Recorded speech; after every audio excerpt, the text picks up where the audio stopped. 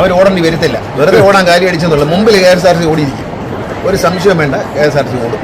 അതൊന്ന് പാഠം പഠിച്ചിട്ട് മതി ബാക്കി കാര്യം. കാരണം പണി മുടക്കിയ വണ്ടിക്ക് പകരം ആ റൂട്ടെല്ലാം KSRTC എടുത്തു. നാളെ മുതൽ ഓടാൻ പോവുകയാണ്. വണ്ടിയെല്ലാം വന്നു കഴിഞ്ഞു. നാളെ മുതൽ ഇനി പ്രൈവറ്റ് ബസ് ഓടത്തില്ല, KSRTC ആ സമയത്ത് ഓടും. അതിനെ രണ്ടുപേരെ സസ്പെൻഡ് ചെയ്ത് കഴിഞ്ഞു. സർക്കാർ അക്കാര്യത്തിലൊന്നൊരു വിട്ടുവീഴ്ചയില്ല. ടൂറിസം കേരളത്തിൻ്റെ വലിയൊരു ആകർഷണമാണ്. ബേസിക്കായിട്ടുള്ള പക്ഷേ മൂന്നാറിൽ ഒരു ഗുണ്ടായിസം നടക്കുന്നു. മൂന്നാർ നടന്നത് വളരെ ദൗർഭാഗ്യകരമായൊരു നടപടിയാണ്. അത് ടാക്സി ഡ്രൈവർമാർ ചെയ്യാൻ പാടില്ലാത്തൊരു കാര്യമാണ്. ഞാൻ മൂന്നാർ പോലീസ് SP-യുമായി സംസാരിച്ചു. അതുകൊണ്ട് RTOമാരുമായിട്ട് സംസാരിച്ചിട്ടുണ്ട്. അത് എൻഫോഴ്സ്മെൻറ്റ് RTOയോടും പറഞ്ഞിട്ടുണ്ട്, RTOയോടും നിർദ്ദേശം കൊടുത്തിട്ടുണ്ട്. 6 പേരെയാണ് ആ വിഷയത്തിൽ പോലീസ് സംശയിക്കുന്നത്. ഈ 6 പേരെയും പോലീസ് അറസ്റ്റ് ചെയ്യുന്ന എന്നോട് പറഞ്ഞത്. അവരെ അറസ്റ്റ് ചെയ്യുന്ന മുറയ്ക്ക്, അവരെ കസ്റ്റഡി എടുക്കുന്ന മുറയ്ക്ക് അവരുടെ ലൈസൻസ് റദ്ദാണ്. ഇനി ഇത് ആവർത്തിക്കാൻ പാടില്ല, നിയമവിരുദ്ധമാണ്. ഊബർ ഇന്ത്യയിൽ നിരോധിച്ചിട്ടില്ല, കേരളത്തിൽ നിരോധിച്ചിട്ടില്ല. അപ്പോൾ ഊബർ വണ്ടി ഓടിക്കുന്നവരും തൊഴിലാളികളാണ്, ടാക്സി ഓടിക്കുന്നവരും തൊഴിലാളികളാണ്. ബേസിക് ആയിട്ടുള്ള പക്ഷേ മൂന്നാറിൽ ഒരു ഗുണ്ടായിസം നടക്കുന്നു.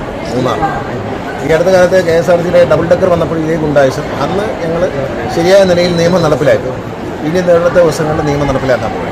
ഇനി കഴിഞ്ഞ തവണ ഫൈൻ അടിച്ചവരിൽ പലരും അടയ്ക്കാതെ പോയിട്ടുണ്ട്. ആ വണ്ടികളെല്ലാം പിടിക്കും, എല്ലാം അകത്തിടും. ഊബർ ഓടി വരാനുള്ള നേരത്തെയും ഒരു ഊബറിലേക്ക് ഒരു ലേഡി ദൂരെ കയറുമ്പോൾ അവരെ ബലം പ്രയോഗിച്ച് പുറത്തിറക്കാനുള്ള ഒരു നടപടി ഉണ്ടായി. അത് കേരളത്തിലെ ടാക്സി ഡ്രൈവർമാർ ഉപേക്ഷിക്കും. നിയമവിരുദ്ധമായ കാര്യങ്ങൾക്ക് സർക്കാർ കൂട്ടുനിൽക്കുക. തൊഴിലാളികളോട് സ്നേഹമുണ്ട്, തൊഴിലാളികൾക്ക് തൊഴിൽ നഷ്ടപ്പെടരുതെന്ന് ആഗ്രഹമുണ്ട്.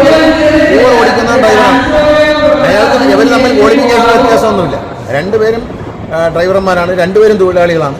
ആ തൊഴിലാളികൾക്ക് ഒരു തൊഴിലാളി മറ്റൊരു തൊഴിലാളിക്ക് ഉപദ്രവമാകുമെന്ന് പറഞ്ഞ് ഓടിക്കാൻ പാടില്ല. ഇപ്പോൾ ഇലക്ട്രിക് ഓട്ടോറിക്ഷ വന്നു. അപ്പോൾ മറ്റേ ഓട്ടോറിക്ഷ ഉപയോഗിച്ചിട്ടുണ്ടെന്ന് സർക്കാരിൻ്റെ ആഹ്വാനപ്രകാരം ഇലക്ട്രിക് ഓട്ടോ എടുക്കും. ഇലക്ട്രിക് ഓട്ടോയ്ക്ക് ടാക്സ് കുറവാണ് എന്ന് കരുതി ഇലക്ട്രിക് ഓട്ടോ ഓടിക്കുന്നവർ സ്റ്റാൻഡിൽ ഓടാൻ പാടില്ല എന്ന് പറയുന്നതൊന്നും ഇതൊരു പുരോഗമന സംസ്കാരമുള്ളൊരു നാട്ടിൽ ചേർന്ന പരിപാടികളായി. ഏത് രാജ്യത്ത് പോയാലും ഊബർ പിടിച്ചാണ് യാത്ര ചെയ്യുന്നത്. ഡബിൾ ഡെക്കർ വന്നപ്പോൾ ഇതിനൊക്കെ ഒരു വേല കാണിച്ചു. അതിന് ഫലം അവരനുഭവിച്ചു.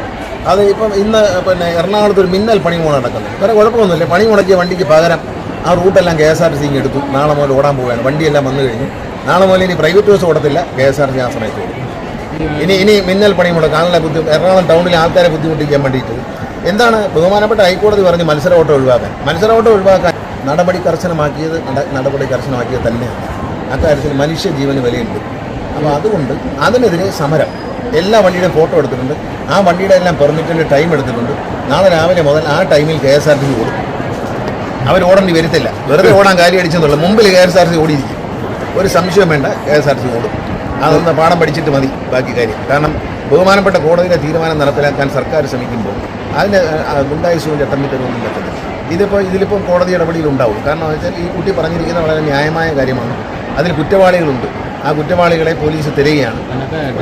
മാത്രമല്ല പോലീസ് ഡിപ്പാർട്ട്മെന്റിലും പോലീസിനോട് പരാതി കൊടുത്തിട്ടും അതും തെറ്റാണ്. അതിനകത്ത് നടപടി വന്നല്ലോ. 2 ഉദ്യോഗസ്ഥരെ പോലീസ് SI-മാരെ രണ്ടുപേരെ സസ്പെൻഡ് ചെയ്ത് കഴിഞ്ഞു. സർക്കാർ അക്കാര്യത്തിലൊന്നൊരു വിട്ടുവീഴ്ചയില്ല. ടൂറിസം കേരളത്തിൻ്റെ വലിയൊരു ആകർഷണമാണ്. ടൂറിസത്തെ പ്രോത്സാഹിപ്പിക്കുന്ന സർക്കാരിൻ്റെ നിലപാടുണ്ട്. ആ നിലപാടിൽ അന്യ സംസ്ഥാനങ്ങളിൽ നിന്ന് വരുന്ന പ്രത്യേകിച്ച് സ്ത്രീകളോട് ഇത്തരം മോശമായ പെരുമാറ്റങ്ങൾ കേരളത്തിൽ വെച്ചു. കഴിഞ്ഞ ഒക്ടോബർ കാരണം ഞാൻ പറയുന്നു, ഒരു മന്ത്രി എന്ന നിലയിൽ മുമ്പ് ഇതുപോലുള്ള ഇൻഫർമേഷൻസ് കിട്ടിയ ഡ്രൈവർമാരാണ് പരാതിക്കാർ, സ്ത്രീകളായിരുന്നില്ല പരാതിക്കാർ. ഇത് മൂന്നാറിൽ തനി ഗുണ്ടായിസമാണ് നടക്കുന്നത്. പല വണ്ടികൾക്കും പെർമിറ്റ് ഇല്ല, പലർക്കും ലൈസൻസ് ഇല്ല. അത് അനുവദിക്കത്തില്ല. ലൈസൻസ് ഇല്ലാതെയാണ് വണ്ടി. കഴിഞ്ഞ പ്രാവശ്യം ഡബിൾ ഡെക്കറിൻ്റെ ഇഷ്യൂ കഴിഞ്ഞൊരു പരിശോധന നടത്തി. അപ്പോൾ ലൈസൻസ് ഇല്ലാത്തവരാണ് വണ്ടി ഓടിക്കുന്നത്, പെർമിറ്റ് ഇല്ലാത്ത വണ്ടി, ഫിറ്റ്നസ് ഇല്ലാത്ത വണ്ടി എല്ലാം പിടിക്കും. 600 വണ്ടികളുണ്ട്. സ്പെഷ്യൽ സ്ക്വാഡിന് എന്തെങ്കിലും? സ്ക്വാഡ് നാളെ മുതൽ മൂന്നാറിൽ വീണ്ടും പരിശോധന ആയിരുന്നു. സ്ക്വാഡ്